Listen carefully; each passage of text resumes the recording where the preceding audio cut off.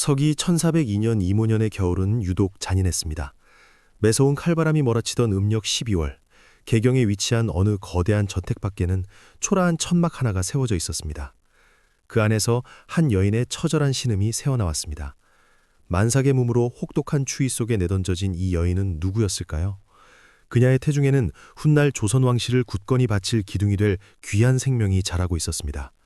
하지만 그 당시에는 그 누구도 짐작하지 못했을 것입니다. 미천한 여종의 신분이었던 이 여인이 왕자를 낳게 될 줄은, 그리고 그 아이가 훗날 세종대왕을 비롯한 여러 대군들의 스승이 될 줄은 상상도 못할 일이었습니다. 또한 이 여인의 기구한 삶이 조선 초기 왕실 역사에서 가장 애달픈 기록 중 하나로 남게 되리라는 사실 역시 아무도 알지 못했습니다. 그녀의 이름은 효빈 김씨입니다. 그녀는 죽고 나서야 비로소 비인이라는 예우를 갖춘 호칭을 얻을 수 있었습니다. 살아생전에는 그저 경영군의 생모 김씨라는 무색무취한 이름으로 불렸을 뿐입니다. 그러나 그 이름 없는 고단한 삶의 이면에는 조선 건국 초기 권력이 지닌 가장 냉혹하고 잔인한 민낯이 숨겨져 있었습니다. 김씨는 원래 원경왕후 민씨 집안의 갑이었습니다. 갑이란 대대로 그 집안에서 부리던 여종을 뜻하는 말입니다. 야사에 따르면 그녀는 본래 신덕황후 강씨의 몸종이었다고도 전해집니다. 당시 김씨의 미모가 너무나도 뛰어났기에 신덕황후가 태조 이성계 앞에 그녀를 내보내는 것을 꺼렸다는 이야기가 돌 정도였습니다. 하지만 훗날 태종 이방원은 김씨를 가리켜 민씨의 갑이로서 처음부터 궁에 들어온 자라고 명확하게 증언했습니다. 따라서 실록의 기록이 더 정확한 사실일 것입니다. 김씨에게는 화상이라는 이름의 오빠가 있었습니다.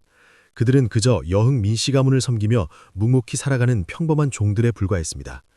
하지만 운명의 수레바퀴는 그들이 전혀 예상치 못한 방향으로 거칠게 흘러가기 시작했습니다. 1400년 1월, 제2차 왕자의 난이 발발했습니다. 정안공 이방원과 그의 형 회한대군 이방간이 왕위를 두고 피할 수 없는 정면 충돌을 벌인 사건이었습니다.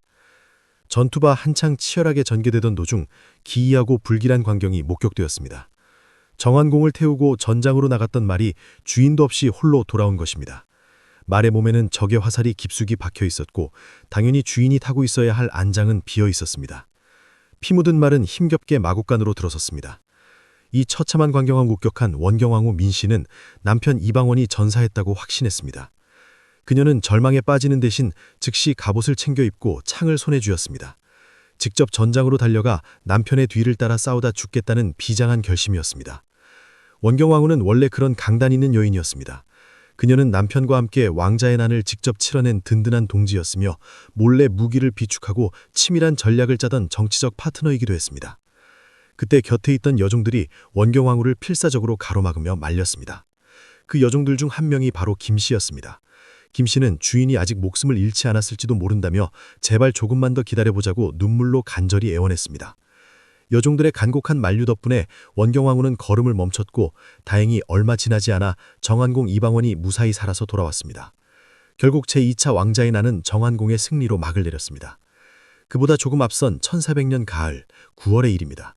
당시 정안공은 개경의 추동 저택에서 머물고 있었습니다. 아직 동이 트기 전인 이른 새벽, 하늘의 별빛이 하나둘 사라져가던 희그무레한 시각이었습니다. 그곳에서 놀라운 이적이 일어났습니다. 침실 동쪽 마루 위에 거대한 흰 용이 그 자태를 드러낸 것입니다. 용의 크기는 지붕의 섬내가만큼 굵었으며 비늘에서는 눈부신 광채가 찬란하게 뿜어져 나왔습니다.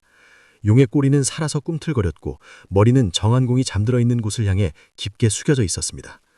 당시 시녀로 있었던 김씨가 처마 밑에 앉아 있다가 이 신비로운 광경을 가장 먼저 목격했습니다.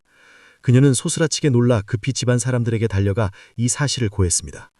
집안의 사람인 김소군을 포함한 8명의 사람이 밖으로 쏟아져 나와 함께 그 신령스러운 용을 보았습니다. 잠시 후 자욱한 안개와 구름이 사방을 뒤덮더니 용은 흔적도 없이 허공으로 사라졌습니다. 이는 분명 이방원이 훗날 왕이 될 것이라는 하늘의 계시이자 징조였습니다. 김씨는 이 역사적인 순간을 목격한 최초의 증인이 되었던 것입니다. 왕자 시적의 정안공은 김씨의 헌신적인 모습이 마음에 들었던 모양입니다. 아니, 더 정확하게 말하자면 정안공이 여종 김씨에게 깊은 마음을 품게 되었습니다. 비록 천한 신분이었지만 김씨에게는 남다른 기품과 특별한 무언가가 있었습니다. 그녀가 지닌 조용하고 차분한 성품 때문이었을까요? 아니면 소문대로 빼어난 미모 때문이었을까요? 이유가 무엇이든 정안공과 김씨 사이에는 은밀하고도 깊은 인연이 맺었습니다. 이는 정안공이 정식으로 왕위에 오르기 전의 일이었습니다. 그리고 그 인연의 결과로 김씨는 귀한 아이를 잉태하게 됩니다. 하지만 생명을 품은 기쁨도 잠시, 이때부터는 김씨에게 가혹한 시련의 시간이 시작되었습니다. 원경왕후 민씨가 이 사실을 알아차린 것만 것입니다. 자신의 손발처럼 부리던 몸종이 남편의 아이를 가졌다는 사실에 원경왕후의 분노는 하늘을 찌르듯 타올랐을 것입니다. 그녀는 김씨를 철저히 감시하기 위해 다른 여종인 삼덕을 붙여서 한시도 눈을 떼지 못하게 했습니다. 김씨가 임신 3개월째에 접어들자 원경왕후는 김씨를 궁 밖으로 쫓아내어 살게 했습니다.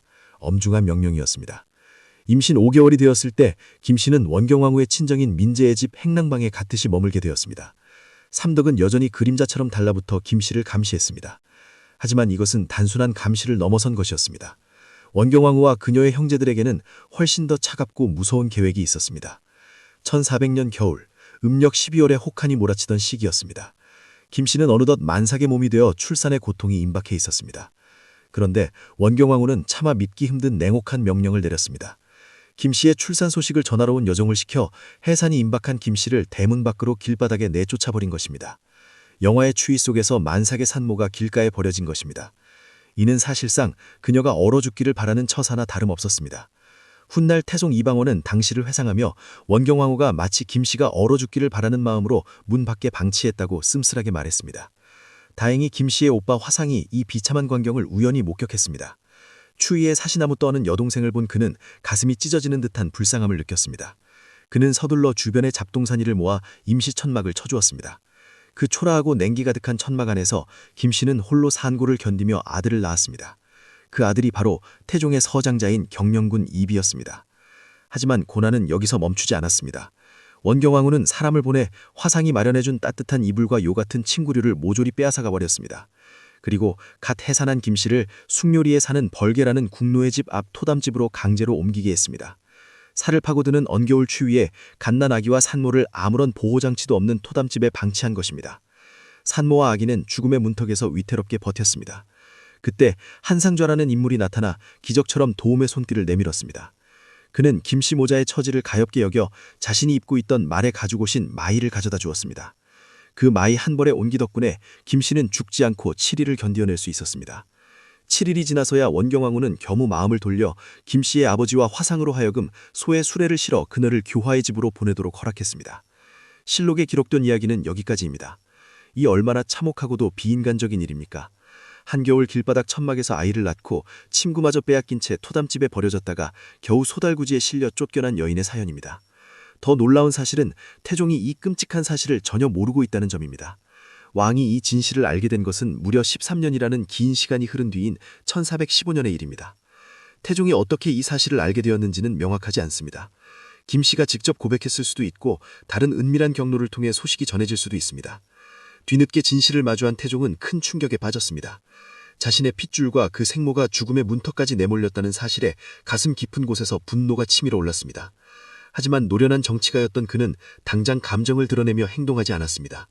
대신 적절한 때를 기다리며 칼날을 갈았습니다. 사실 그 이전인 1910년에 태종은 이미 처남인 민무구와 민무제를 사형에 처한 바 있습니다. 그들이 어린 세자를 앞세워 권력을 휘둘렀다는 외척 바로의 죄를 물은 것입니다. 그리고 1415년 태종은 나머지 처남들인 민무휼과 민무회마저 국문하기 시작했습니다. 이때 태종이 강력하게 내세운 명분 중 하나가 바로 13년 전 경영군 모자를 목숨에 위태롭게 했던 사건이었습니다. 태종은 춘추관에 명령하여 원경왕후가 경영군 모자를 사지로 몰아넣은 대죄를 역사에 분명히 기록하라고 지시했습니다. 또한 의금부를 시켜 민무휼과 민무회를 엄히 신문하며 그들이 왕의 아들과 생모를 죽이려 했던 죄와 세자에게 불경했던 죄를 낱낱이 밝혀내게 했습니다. 결국 민무휼과 민무회는 스스로 목숨을 끊으라는 명령을 받았습니다. 이로써 원경왕후의 4명의 남동생은 모두 태종의 손에 의해 비극적인 최후를 맞이했습니다. 비록 왕권을 강화하기 위해 외척 세력을 제거하려는 정치적 의도가 컸지만 경영군 모자가 겪은 핍박은 그들을 숙정할 아주 완벽한 명분이 되어 주었습니다. 자신의 친동생 4명을 모두 잃은 원경왕후의 심정은 오죽했을까요? 남편을 왕으로 만들기 위해 온갖 고난을 함께했던 그녀였지만 돌아온 것은 가문의 멸문지화였습니다. 이후 태종과 원경왕후의 관계는 회복할 수 없을 정도로 악화되었습니다. 양녕대군의 폐위 문제와 끊임없는 후궁 간책 문제로 두 사람은 평생 갈등하며 서로를 원망했습니다. 그런데 여기서 정말 아이러니한 사실은 정작 고초를 겪었던 김씨 본인은 이 참혹한 사건을 태종에게 먼저 발설하지 않았다는 점입니다. 실록의 기록에 따르면 김씨는 성품이 워낙 어질고 착해서 자신을 죽이려 했던 원경왕후를 위해 오히려 그 사실을 수년간 숨겼다고 합니다. 자신과 자식을 죽음 직전까지 몰아넣은 원수를 위해 침묵을 지킨 것입니다. 이것이 정말 단순한 착함이었을까요? 아마도 김씨는 영민한 여인이었을 것입니다.